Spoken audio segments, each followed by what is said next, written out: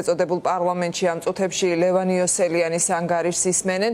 სახალხო დამცველმა გასული წლის მოვლენები შეაფასა და მათი შეფასებისას საპროტესტო აქციები, მედიის წარმომადგენლებზე თავდასხმები, ტიტუშკების ანგარიშის სწორებაა და ქვეყანაში მომხდარი არაერთი ძალადობის შესახებ ისაუბრა.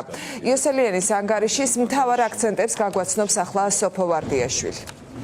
დიახ თამარ, რადგან სახალხო დამცველის ანგარიში ეხება 2024 წელს, რომელიც საპროტესტო აქციების სიმრავლით გამოირჩეოდა, სახალხო დამცველი რა თქმა უნდა გვერდს ვერ უვლის მედიას. და ამ ანგარიში გარდა საკანონმდებლო ცვლილებებისა, რომლებიც ზღუდავს მედიას, ლაპარაკია უკვე ფიზიკურ თავდასხმებზე საპროტესტო აქციების დროს მედიის წარმომადგენლებზე, ასევე მათ საქმიანობაში ხელის შეშლაზე და ამ კონკრეტულ შემთხვევებზე ლაპარაკია არა საპოლიციო ძალების წარმომადგენლების მხრიდან, არამედ ასევე გაურკვეველი აიდენტიფიცირებადი პირების მხრიდანაც და სახალხო დამცველი ამბობს, რომ ეს შემთხვევები გამოუძიებელი დარჩა, რამაც დაუსჯელობის განცდა ქვეყანაში კიდევ უფრო გააძლიერა. საანგარიშო პერიოდში ჟურნალისტების უსაფრთხოება განსაკუთრებული პრობლემა იყო შეკრების მიმდინარეობისას.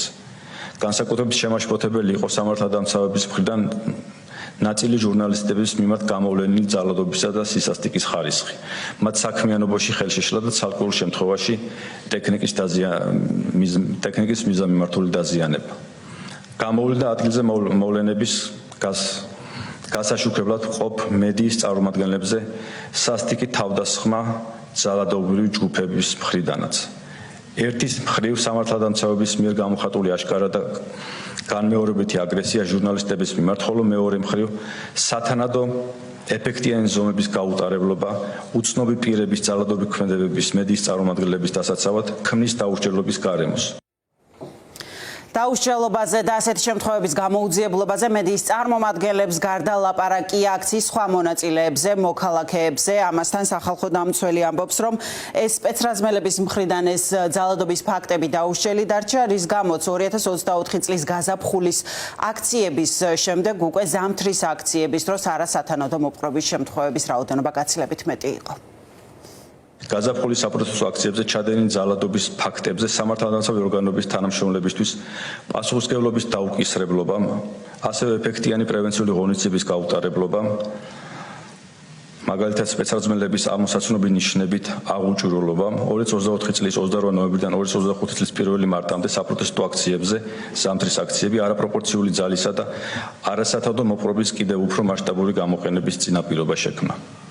შესაბამისად ზამთრის აქციებზე გაიზარდა იმ პირთა რიცხვი, რომლებსაც არასადოდო მოპყრობაზე მიუთითებდნენ. სამართალდამცავი ორგანოების თანამშრომლების მხრიდან მოქალაქეთა ცემის და ძალადობის გარდა ამავე პერიოდში ადგილი ჰქონდა უცნობი პირების მხრიდან სამოქალაქო აქტივისტების, ჟურნალისტების, საჯარო ფიგურების დევნასა და ძალადობას, ორგანიზებულ სატელეფონო მუქარებსა და სხვადასხვა სახით გამოხატულ ძალადობრივ შეუწყნარებლობას.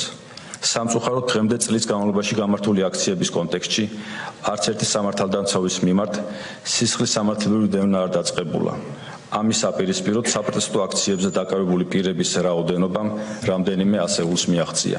ამასთან საანგარიშო პერიოდშიც გაგრძელდა საპროტესტო აქციებზე მოქალაქეებისთვის ადმინისტრაციული წესით დაკავების ვადის 48 საათამდე უსაფუძვლოდ გახანგრძლივების და ამ ფორმით გამოხატვის თავისუფლებაში გაუმართლებელი ჩარევის არასწორი პრაქტიკა.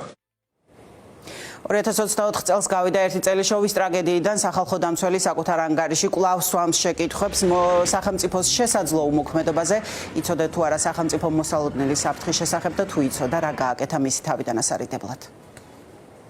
ნიშნულოვანია გამოძიებისას სახელმწიფომ დაადგინოს გახდა თუ არა შოვში ბუნებრივი კატასტროფის შედეგად ადამიანების გარდაცვალების მიზეზი სახელმწიფოს უმოქმედობა.